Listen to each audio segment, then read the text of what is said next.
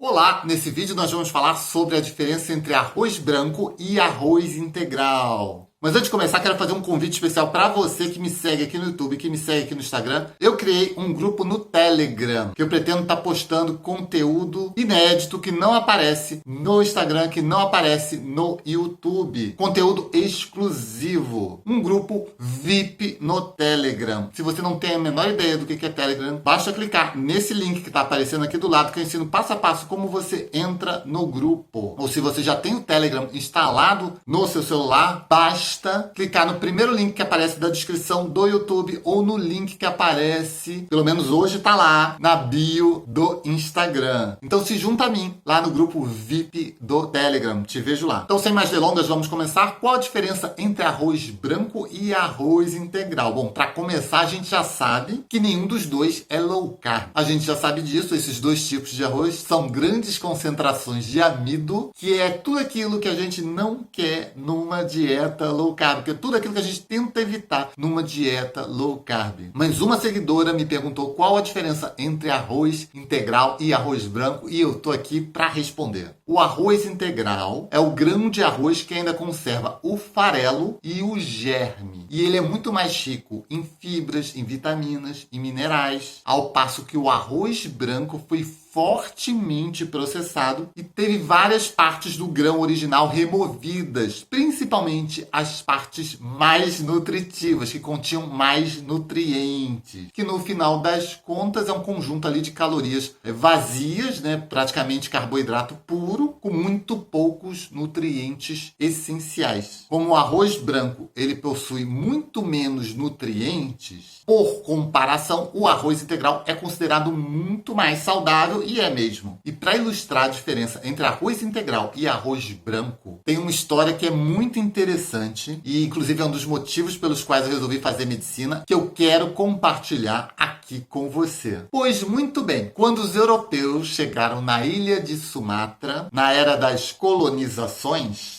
se é que você me entende, logo após um tempo, eles perceberam que os habitantes originais do local, eles estavam desenvolvendo uma doença caracterizada por uma fraqueza, um desânimo. E de início, para falar a verdade, eles acharam que não era doença. Eles achavam que apenas os habitantes locais não queriam trabalhar mesmo. Mas eles viram que era de fato uma doença que evoluía para uma paralisia progressiva, em alguns casos, insuficiência cardíaca e morte. Então que realmente alguma coisa de muito errado estava acontecendo com os nativos daquela região. O nome dessa doença era beriberi. Em alguns locais do Brasil, eu estou sabendo que existe uma expressão antiga, os antigos falavam, fulano tá com síndrome de beriberi, que era quando queriam dizer que uma pessoa era, digamos assim, entre aspas, preguiçosa ou sem disposição para fazer as coisas. Então é um resquício dessa história que ficou aí pelo imaginário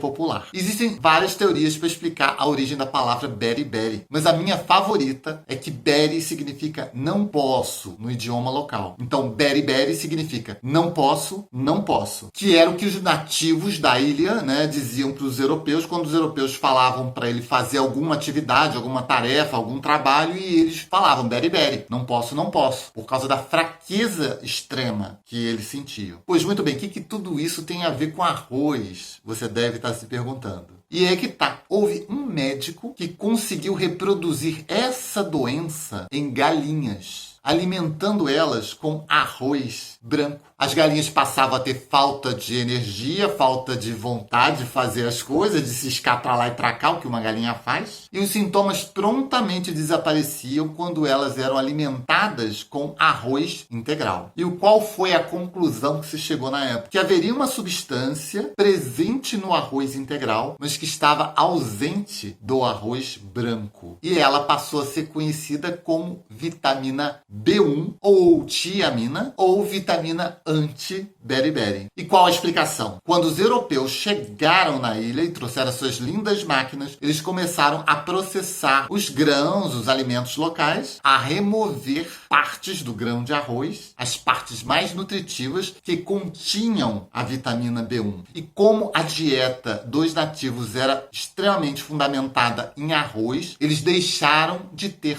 fontes de vitamina B1 na sua dieta e passaram a desenvolver os sintomas do beriberi. Os europeus não experimentaram os sintomas porque eles possuem outras fontes de vitamina B1 na sua alimentação, então davam um equilíbrio. Mas os nativos não. E aquilo que os europeus de início achavam que era simplesmente recusa em trabalhar, na verdade era uma doença, uma das primeiras doenças nutricionais identificadas. Só como curiosidade, o arroz integral ele tem 0,08 miligrama de tiamina por 100 gramas, o que parece muito pouco, quase nada. Mas é muito se a gente considerar que o arroz branco tem zero, absolutamente nada. Eu tenho certeza que se você chegou até esse ponto do vídeo e ouviu essa história, você jamais vai esquecer a diferença entre arroz branco e arroz integral novamente. Eu vi essa história quando criança e ficou marcada profundamente na minha alma e me influenciou a ponto também, com outros fatores, claro, de eu fazer medicina e posteriormente nutrologia. Se você quiser um vídeo onde eu detalhe diferença a diferença entre o arroz integral e o arroz branco, escreve aqui embaixo nos comentários e compartilhe esse vídeo, que se esse vídeo chegar a 1000 visualizações esta semana